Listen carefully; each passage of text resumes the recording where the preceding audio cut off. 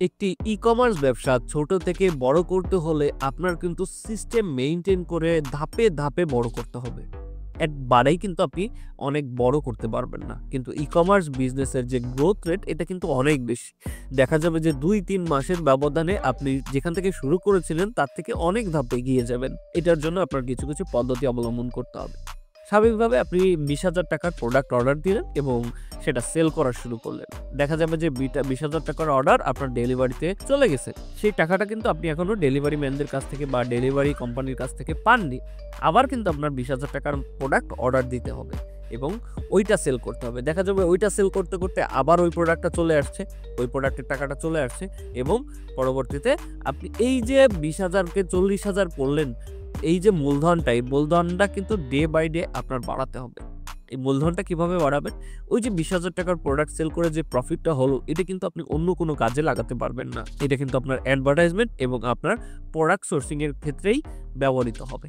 এইভাবে যখন ধাপে, ধাপে আপনি আপনার সেল বাড়াতে থাকবেন, আপনি যখন ২-৩ মাস কন্টিনিউয়াসলি এই যে লাভের অংশটা কোথাও খরচ না করে, অন্য কোথাও ব্যবহার না করে আপনি প্রোডাক্ট সোর্সিং এর কাজে লাগাবেন, তখন কিন্তু দেখা যাবে যে ২-১ মাসের ব্যবধানে ২০,০০০ এর যে মূলধনটা ছিল সেটা আপনার ৫০,০০০ হবে, ১,০০,০০০ হবে, ২,০০,০০০ হয়ে যেতে পারে।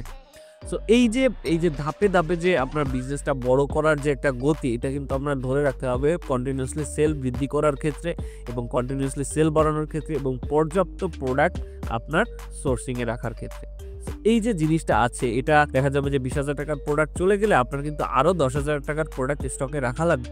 কারণ আপনার সেল যদি থমকে যায় আপনি কিন্তু অনেক সময় পিছিয়ে যাবেন। আপনার কিন্তু মিনিমাম একটা ইনভেস্টমেন্ট এখানে লাগে যেটা ব্যবহার করে আপনি আপনার বিজনেসটাকে আরো বড় থেকে আরো বড় করতে পারেন। সো আপনার যে সেল হচ্ছে ওই সেলের ধারাটা অব্যাহত রাখার জন্য কন্টিনিউয়াসলি আপনার ৳১০-২০,০০০ প্রোডাক্ট কিন্তু স্টকে রাখতে হবে। যাতে করে আপনার ব্যবসাটা আরো বৃদ্ধি পায়। ই-কমার্স ব্যবসা স্বল্প মূলধনে শুরু করা গেলেও এই যে product stock, product sourcing, product selling এই জিনিসটা আপনার মাথায় রাখতে হবে। দেখা যায় অনেকে ২০-২৫,০০০ নিয়ে যখন বিজনেসটা স্টার্ট করে, ৳২০,০০০ প্রোডাক্ট অর্ডার দিল, ৳২০,০০০ প্রোডাক্ট ডেলিভারিতে গেল। এখন সেই প্রোডাক্টটা ডেলিভারি হতে, হতে ২-৩ দিন সময় আপনার লাগবে টাকাটা হাতে পেতে। কিন্তু পরবর্তীতে তখন কিন্তু আপনার এই অ্যাডভার্টাইজমেন্ট অফ করে দিতে হয় বা সেলটা অফ করে দিতে হয়। কারণ আপনার প্রোডাক্টের স্টকে নাই। এই সময়টা কিন্তু আপনি পিছিয়ে পড়েন।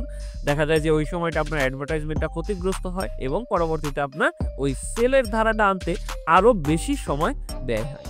সো এই ভুলটা না করে কন্টিনিউয়াসলি ৳১০,০০০-২০,০০০ প্রোডাক্ট আপনার স্টকে রাখতে হবে।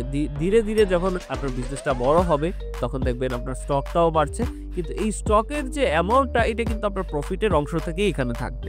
দিন শেষে আপনি ভালো একটা প্রফিট দেখতে পারবেন, আপনার সেল কন্টিনিউয়াসলি বাড়াতে পারবেন। আপনার কিন্তু চিন্তা করতে হবে না যে আমি অর্ডার আসছে প্রোডাক্ট কিভাবে দিব। সো অবশ্যই এই যে মূলধন রোলিং এর যে বিষয়টা এটা কিন্তু আপনার খুব সুন্দরভাবে মেইনটেইন করতে হবে এবং মূলধন রোলিং করতে হবে যতদিন না পর্যন্ত আপনি একটা সাস্টেইনেবল পর্যায়ে যাচ্ছেন।